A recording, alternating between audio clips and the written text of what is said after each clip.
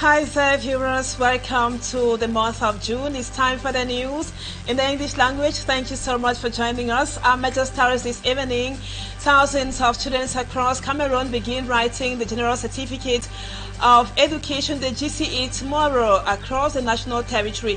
And in the troubled northwest and southwest regions, the students and examiners are ready for the exam despite all the challenges with regards to insecurity. In this edition of the news, we will tell you how the students brave all the odds such as death threats just to get to their accommodation centers.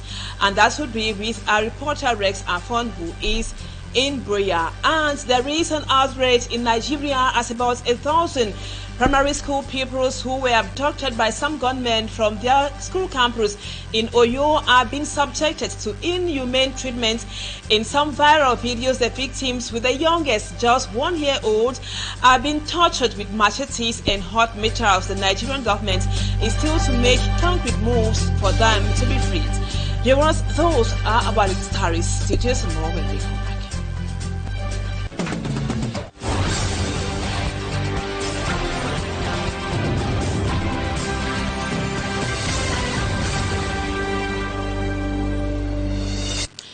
Welcome back, viewers. Thank you so much for always being with us. We just told you in the headlines, thousands of candidates across the southwest region and also across the national territory tomorrow commence the written phase of the 2026 General Certificate of Education examination. The GCE as schools and examination centers finalize preparations aimed at ensuring a smooth, credible, and malpractice-free exercise with invigilators, supervisors, and security personnel on standby. Candidates will soon put years of learning and months of revision to the test. Our reporter Rex Afon is in Buea. He tells us the level of preparedness in that part of the country.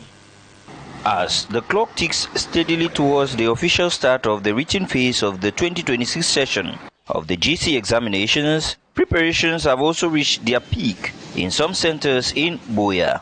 At GHS Buea in Bokwango, all is set. We are 100% prepared because what is necessary now is to get our students ready for the exams. Our students are ready. They already have their timetable. They have their ID cards to come and write. That's the first requirement. Now in the campus, where they are going to write, tests have been put in the classrooms. And with the new innovation of the installation of CCTV cameras, I want to say that we have installed the cameras in 10 classes so far. A similar situation prevails at GHS Bonadikombo in Limbe. We just ended the practical and the candidates are also ready for the theory, and the invigilators are also ready because the invigilation timetables are also out, have been published in the various forums concerned, and the invigilators are aware of the program already. There are various ways of invigilation. The center is ready to accommodate candidates for the 2026 session. Measures taken to secure classrooms against examination malpractice, candidates have also been sensitized on its dangers and consequences. The candidates are also aware of the sanctions when it comes to examination malpractices. They have been pulled on that. We make sure that we educate our children not to cheat, not to be caught, because we have done a lot of sensitization. We tell the students about the ills of examination malpractices, because the invigilators coming and with the cameras that are coming, if you are caught, it's not a good thing. Thousands of students from the southwest region and beyond will put pen to paper, testing the knowledge and skills they have acquired over the years, with the hope of attaining success when the results are published in July. And still in education today, candidates of the French subsystem of education began the written phase of the BPC at exactly 8 a.m. More than 214,000 candidates across the country sat for the 2026 session of the BPC exam. From Konjak to Douala, the examination centers rolled out strict security measures to fight fraud and other examination malpractices, as Cedric Chakuto tells us in this report. At the Government Bilingual High School of Konjok in the Kam Division, the atmosphere is studious. It was 6:30 a.m. when the first candidates for the 2026 Brevet d'études du premier cycle (BEPC) arrived at the school gate. But before entering, they went through a 3-step security check: shoe search, clothing inspection, and then verification of examinations documents by invigilators.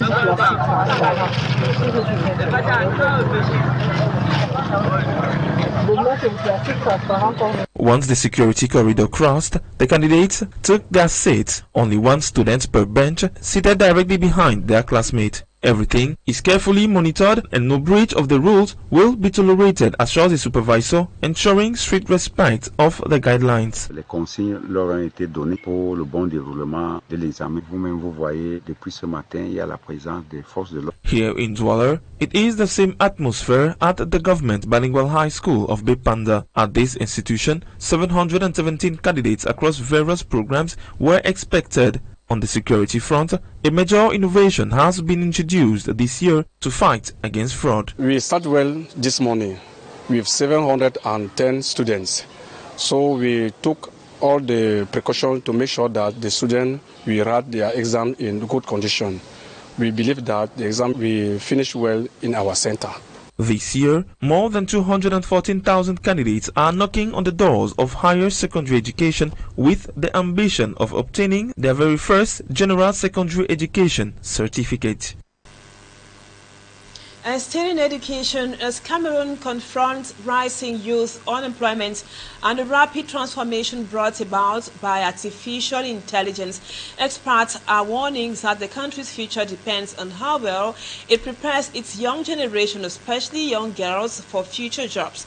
Equipping young people, girls in particular, with skills in science, technology, and artificial intelligence is increasingly being considered as essential to fostering innovation, strengthening national resilience, promoting economic growth. All those were highlighted during a conference on artificial intelligence which took place in Douala. Our reporter Innocent Asse was there. Nous sommes dans un pays dans lequel, je ne sais pas, les hommes ont tendance à minimiser les femmes. As Cameroon continues to grapple with rising youth unemployment and the underrepresentation of women in science and technology, initiatives aimed at preparing young girls for the future economy are steadily gaining momentum. On ne doit pas sous-estimer les femmes, on doit les aider. Et les femmes ont fait beaucoup de prouesses dans la vie scientifique.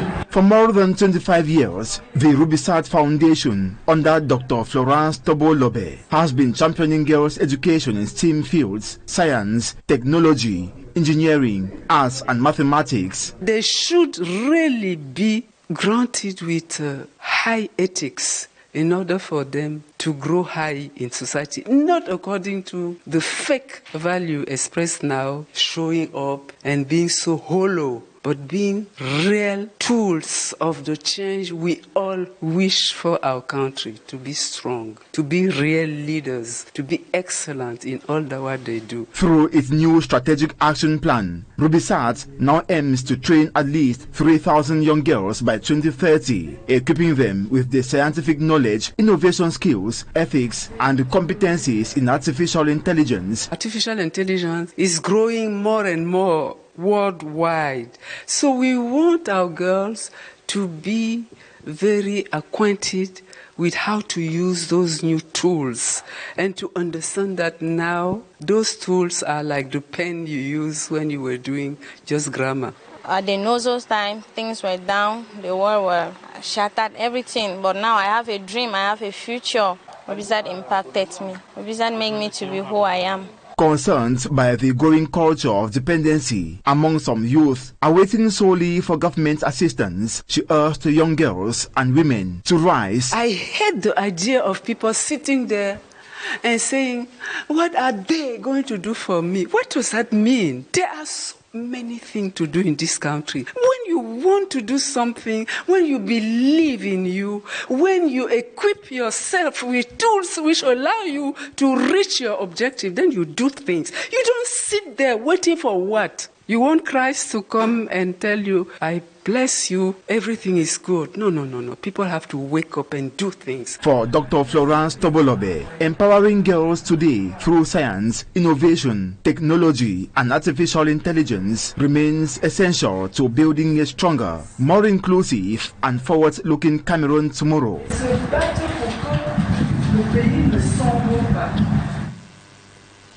Still in education, let's now talk about those with special needs. Following a report done by Equinoxe television on the conditions faced by trainees of the Rehabilitation Institute or Center for the Blind in Bulu in Boyam, they finally had some positive changes. Solar panels have been installed, reconnecting the center to electricity supply, and also lights have been restored there. Water supply is also a priority, but the institute says its needs are far from being over, and management is calling on well-wishers, non-governmental organizations, and also the government of Cameroon to come to their rescue. Samanji can keep with more. 2 months after quinoxetv exposed the plight of trainees at the Rehabilitation Institute for the Blind in Bulu, who were trekking to a distant stream for water because chronic power cuts left the campus taps dry, the broadcast struck a nerve. Life on campus has taken a turn for the better, but the breakthrough is only partial. Today, the Bulu Blind Center has solar panels powering a borehole on campus, ending the dangerous delay water runs. We've been in this institution for over 3 to 4 months without water and electricity. Life has been so difficult. We want to say thank you personally, because that your report from Equinoxe has given a very, very drastic change into our life that we will never forget. Because immediately you did that report, one goodwill person from America, Mr. Taku Allen, came and installed solar energy in the center.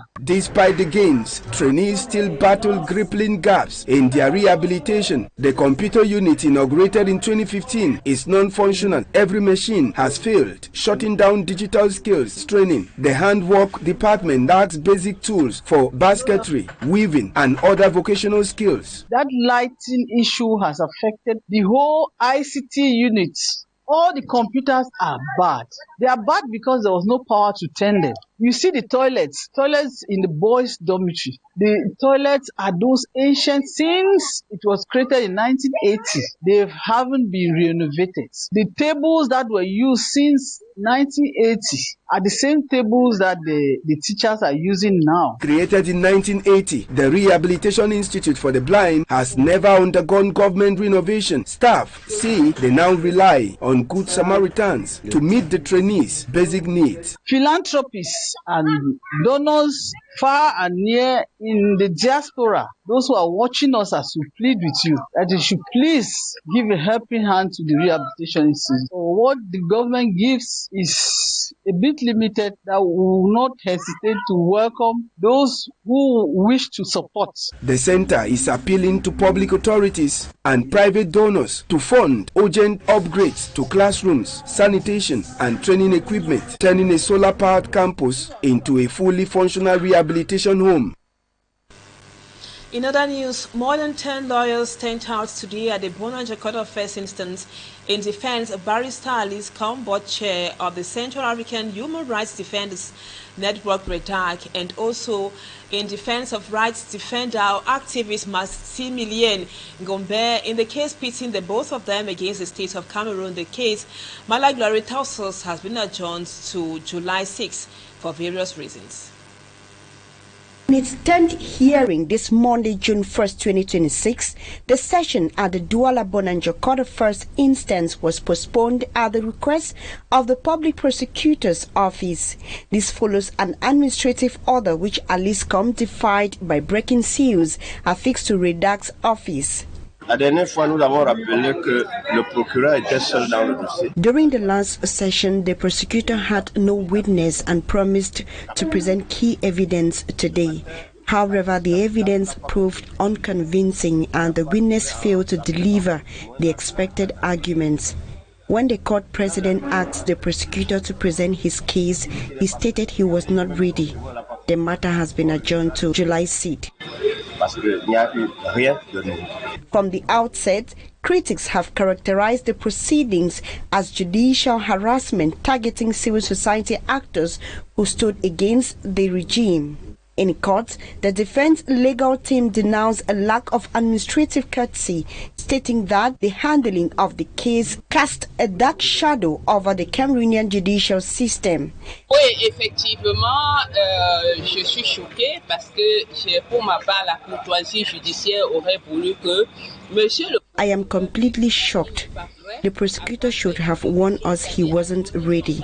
It would have saved the lawyers traveling from Yaoundé from making a risky, unnecessary journey. Il n'est pas prêt et ça aurait évité aux deux avocats qui viennent de Yaoundé de faire ce déplacement. C'est des risques de route, c'est des frais supplémentaires qu'on aurait pu éviter. The trial has been postponed until July 6, 2026.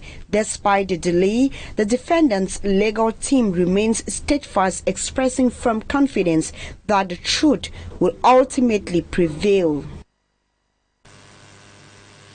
And the deadline for the population census in Cameroon has been taken forward to July 31, 2026. This was after a prime ministerial order which was signed earlier today, and the population census, which was recently launched across the national territory, had already faced several setbacks so far, as Law Mayeru tells us in the report which comes up next. Following an official announcement from the Prime Minister's office, Cameroon's fourth general population and housing census has been extended. The new phase, which kicked off on May 29, will now run until July 31, 2026. This unexpected extension has raised critical questions on the street. Has all Cameroonians been censored? Non. Personne n'est passé chez moi puisque nobody came to my house because if someone came to the house, I would see it on my door.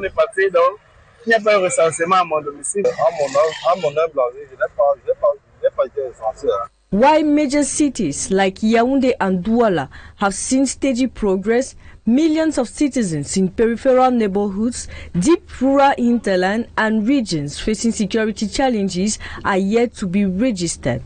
According to civil society actors, counting more than 30 million people across the geographical diverse nations like Cameroon is a monumental task.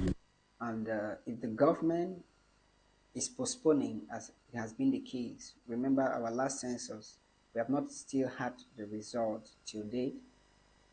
We understand that there is a lot of financial pressure on the government, given that to carry out population census, it cost billions of francs. And we also understand the security and logistic constraints, given that some areas are inaccessible due to natural inaccessibility like roads and what we know, and areas like the areas of northwest and southwest southern Cameroons are inaccessible due to the insecurity that we all know. To certain, the information was not well spread, and to others, it was effective.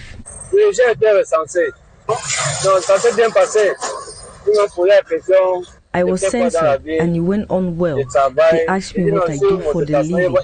After seeing a chalk mark on my door, I knew that they came around, and my children told me the agents were there. With the new July 31st deadline, Census team now have a race against time to ensure no Cameroonian is left uncounted. And now, before we go, viewers, this information just getting into our studio. Before we move on to the second part of the news, there was shock at the military tribunal in Yaoundé today as a video of how Martinez Zogo was murdered was played in the courtroom in Yaoundé this afternoon.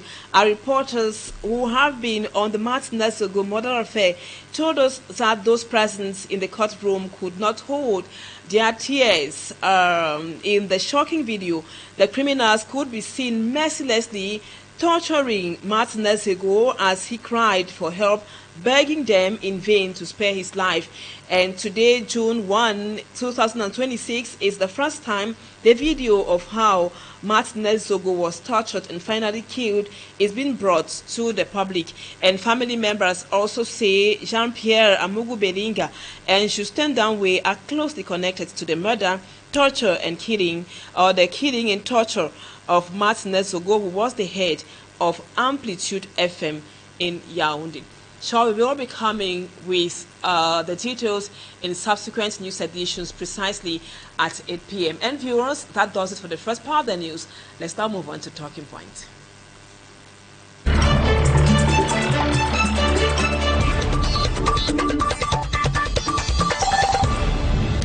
Welcome back, viewers. We told you guys a while ago that thousands of candidates will be sitting in for the GCE examination that would be as from tomorrow across the national territory.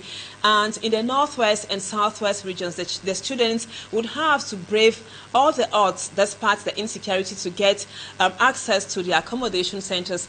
And our guest tonight is Madame Cecilia Limunga Liunga. Thank you so much, Madam, for accepting to be our guest on the news tonight. Good evening, Nabila, and thank you for having me on your program this evening. And I just announced a while ago that thousands of candidates will be sitting in for the GCE that would be as from tomorrow. And you're the head of an accommodation center, which is the bilingual grammar school Moliko, known as Lycée Moliko. You will be hosting over 2,000 candidates as from tomorrow. How prepared is your center for tomorrow's examination?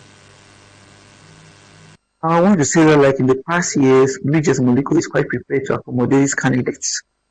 If you got in here, you could see for yourself that the compound is clean, it has been cleared, classrooms have been mopped, desks have been arranged, secretarial people are working.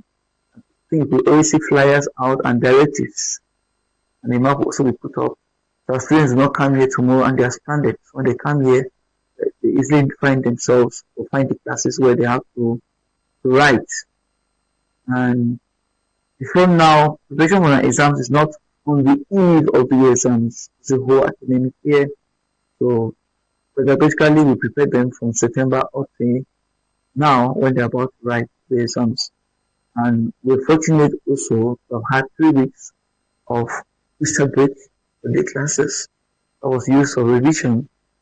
And after that, we still continue revision. And they wrote the pre-mock. Also, the regional mock, which was supervised by the regional delegate, Dr. Sobo Martin. And after that, this school also did a post-mock.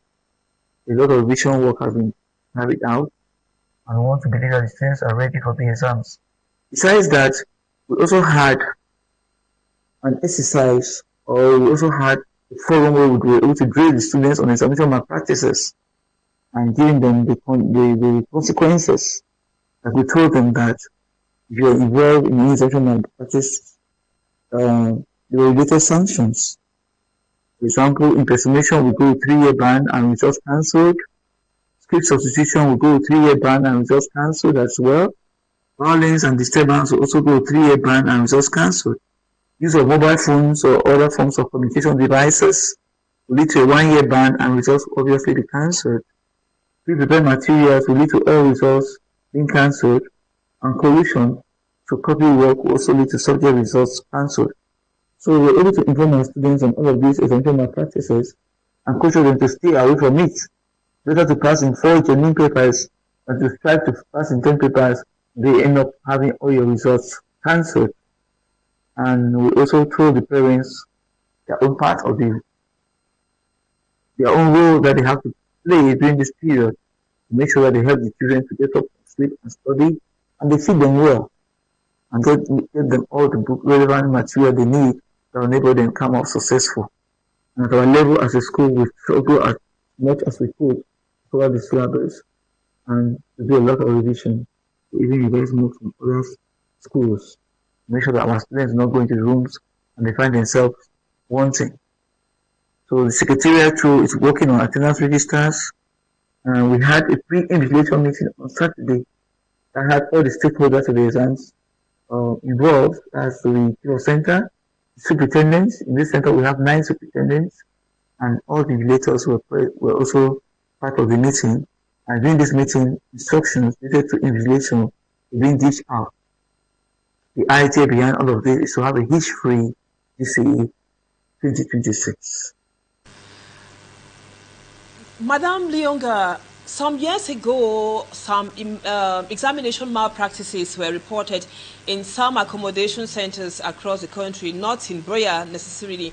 Are there some measures you have put in place to combat examination malpractices or any form of cheating or fraud?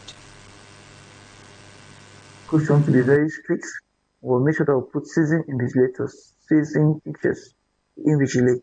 They'll be asked to be very strict. And besides that, when the children get into the hall, because the idea is not to catch a thief. The idea is to preempt that act. Before the students get into the hall, we do everything to make sure we search them properly. They do not go in with pre-prepared material. Because our idea is that they write a hitch-free exams and they all come out successful. Remember these children we're talking about, we call them students here, but some of them are rich kids. So they just do things without a second thought. So we have to see how we can help them if they run into trouble. That's why there's a strict search before they get into the various halls. And invigilators have been cautioned to be here latest 6:30. So by 7, they always start it. And now, as we speak, the students are cutting their eyes and dotting their T's. The D-Day is tomorrow. What words of encouragement to that candidate watching us right now, Madam Leonga? All I'll tell them is the GCE is not going to be a strange exams. It's not going to be different from what they have been seeing in their classrooms. So they should just focus, do their revision, come in ready to write. And as I earlier said, it's better to pass in 4 papers genuinely than to want to pass in 10 papers and you end up losing everything. So I will tell them not to tremble, not to fret, not to panic, but to know that whatever they'll see is what they have seen in their class. Classroom teaching time. For being with us on the news tonight, and good luck to all the students who commence the GCE tomorrow. And just to remind our viewers that you are the head of the Bilingual Grammar School, popularly known as Lycée Molecular Accommodation Center, and hope to have you some other time, madam. And viewers, that was what we put together for you on the news this evening. Thank you so much for always being there. God willing, we will be again together tomorrow, same time. For now, it's bye-bye from us.